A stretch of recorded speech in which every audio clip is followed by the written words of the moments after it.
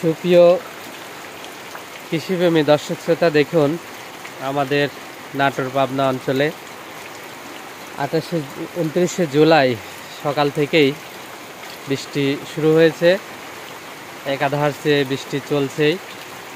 তো বৃষ্টি চলছেই, আমাদের যে দৈনন্দিন যে কাজগুলো ছিল আমাদের গার্ডেনগুলোতে, সে কাজ কিন্তু আমরা শুরু করার পরে এই বৃষ্টি চলে আসে, তারপর আর কিন্তু কাজ করতে পারছি না।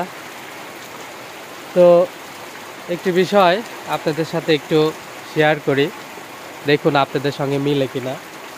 তো বিষয়টা হচ্ছে যে বিগত 15-20 বছরের মধ্যে আমার যতদূর মনে পড়ে বা স্মরণে আছে, সেটাতে আমি দেখতে পাই যে বা স্মরণ হয়,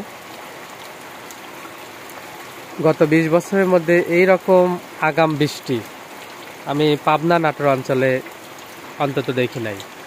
অন্য অঞ্চলে হইতে পারে, সিলেট বা পাহাড়ি অঞ্চলগুলোতে বা উপকূল অঞ্চলগুলোতে তুলনামূলক বৃষ্টিপাত বেশি হয়, কিন্তু আমাদের নাটোর এবং পাবনা এই দুই জেলায় বা এই দুই জেলার আশেপাশে এই এলাকাগুলোতে আমি গত 15-20 বছরের মধ্যে এরকম বৃষ্টি বা এরকম আবহাওয়া আমি দেখি নাই, আমার কাছে পরিলক্ষিত হয় নাই।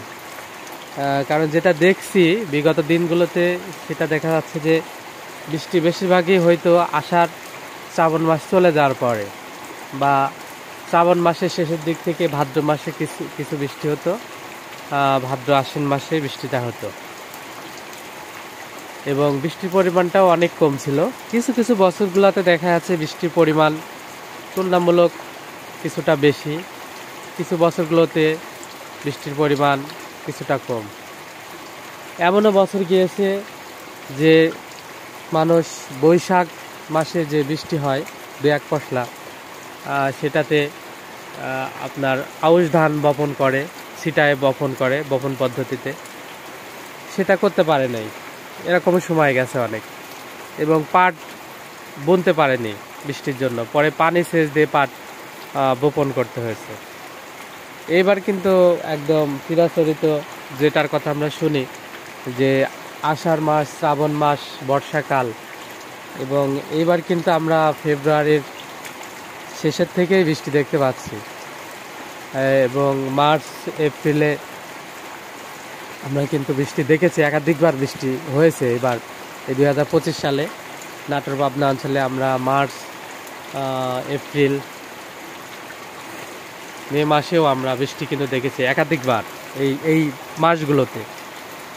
আর জুন জুলাই তো কন্টিনিউ বৃষ্টি চলছেই। এই গত 2 মাস, জুন এবং এটা রানিং জুলাই মাস, আজ 29 তারিখ, এই গত 2 মাসে আসলে বৃষ্টি হয়নি এরকম দিন আমাদের নাটোর পাবনা অঞ্চলে খুবই কম সময় গিয়েছে।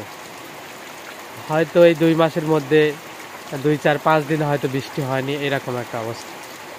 এইরকম একটা আবহাওয়াতে আসলে কোনো ফসলের জন্যই খুব একটা সুখকর নয়, ভালো নয়। আবার আর একটা বিষয় হচ্ছে যে বৃষ্টি আসলে আল্লাহর রহমত, সেই দৃষ্টিকোণ থেকে আলহামদুলিল্লাহ, আল্লাহ শুকরিয়া আদায় করি। বৃষ্টি আল্লাহর রহমত, বৃষ্টি অবশ্যই আমাদের প্রয়োজন। আর এই যে বৃষ্টি, প্রাকৃতিক এই আবহাওয়া, এখানে মানুষের আসলে কোনো প্রকারে কোনো হাত নেই, কিছু করারও থাকে না, তবে আমরা শুধু শুকরিয়া আদায় করতে পারি। আর বৃষ্টি থেমে গেলে আমাদের কৃষি যে কাজ, এই কাজটুকু যতটা করণীয় সেটা আমরা করতে পারি, এবং এই করণীয়ের ক্ষেত্রে আমরা বেশ কিছু বিষয় খুবই গুরুত্ব সহকারে দেখতে হয়। তার মধ্যে বৃষ্টি থেমে গেলেই সঙ্গে সঙ্গে কৃষি কাজে যুক্ত হয়ে যাওয়া, কৃষি কাজগুলো শুরু করা, এবং তার মধ্যে ফসল ভেদে বেশিরভাগ ক্ষেত্রেই ছত্রাকনাশক এবং ব্যাকটেরিয়া নাশক, এই রোগগুলো দ্রুত ছড়িয়ে পড়ে। এই জন্য ছত্রাকনাশক, ব্যাকটেরিয়া নাশক এগুলো গাছে বা ফসলে স্প্রে করাটা খুবই দরকার। পাশাপাশি যে সকল গাছে গোড়ায় পচন ধরে, সেগুলো গোড়াতে আলাদাভাবে ছত্রাকনাশক স্প্রে দেওয়াটা খুবই প্রয়োজন হয়ে পড়ে। আর এই বর্ষাকালে রাসায়নিক সার ঘন ঘন প্রয়োগ করা থেকে বিরত থাকাটাই সবচাইতে যুক্তিযুক্ত হবে। তবে ফসল ভেদে যেগুলো প্রয়োজন, যেমন আমাদের ড্রাগন চাষে সার প্রচুর পরিমাণ লাগে, জৈব সারও লাগে, রাসায়নিক সারও লাগে। তবে আমরা চেষ্টা করছি সারটাকে ডোজটা কমায় একদম অল্প অল্প পরিমাণে আমরা দেওয়ার জন্য। তো এই কাজগুলো করবেন, আর অবহেলা করা যাবে না। বৃষ্টি থামলেই কাজ করতে হবে। যে বৃষ্টি হলো, কাজ বন্ধ দিয়ে সব যার মতো চলে গেল, তারপর দেখা যাচ্ছে বাদ বাকি অর্ধেক সময়, দিনের বাকি অর্ধেক সময় ফর্সা হয়ে গেল, ওই সময়টা সেদিন করা হলো না। পরের দিন কাজ করার জন্য প্রিপারেশন নেওয়া হচ্ছে, তো দেখা যাচ্ছে যে পরের দিন সকাল থেকেই বৃষ্টি, কাজে শুরুই করা হলো না। তো সেদিনও বাদ, পরের দিন দেখা যাচ্ছে যে শুরু করার পরে আবার বৃষ্টি হলো। এইভাবে যদি আমরা দেখি তাহলে কিন্তু আসলে কৃষিকাজে সফলতা পাওয়াটা খুবই কঠিন হবে এবং ফসলও কিন্তু নষ্ট হয়ে যাবে। তো এই জন্য বৃষ্টি থেমে গেলেই কিন্তু কাজে ঝাঁপিয়ে পড়তে হবে, কাজ করতে হবে। মানে এইটা কিন্তু সবসময় মাথায় রাখতে হবে।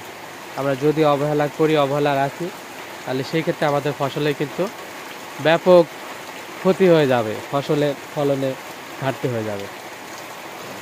এবার আমাদের ড্রাগনের বিষয়ে একটু কথা বলি। ড্রাগন চাষে আমরা দেখতে পাচ্ছি যে এবার সিজনের প্রথম ফার্স্টে কিছুটা বাজার ভালো গেছে, তারপরে বাজারটা অনেকটাই ডাউন হয়ে যায়। কিন্তু বিগত 1 সপ্তাহ 2 সপ্তাহ ধরে আমরা আবার দেখতে পাচ্ছি যে ড্রাগনের বাজার মোটামুটি আবার ভালোর দিকে।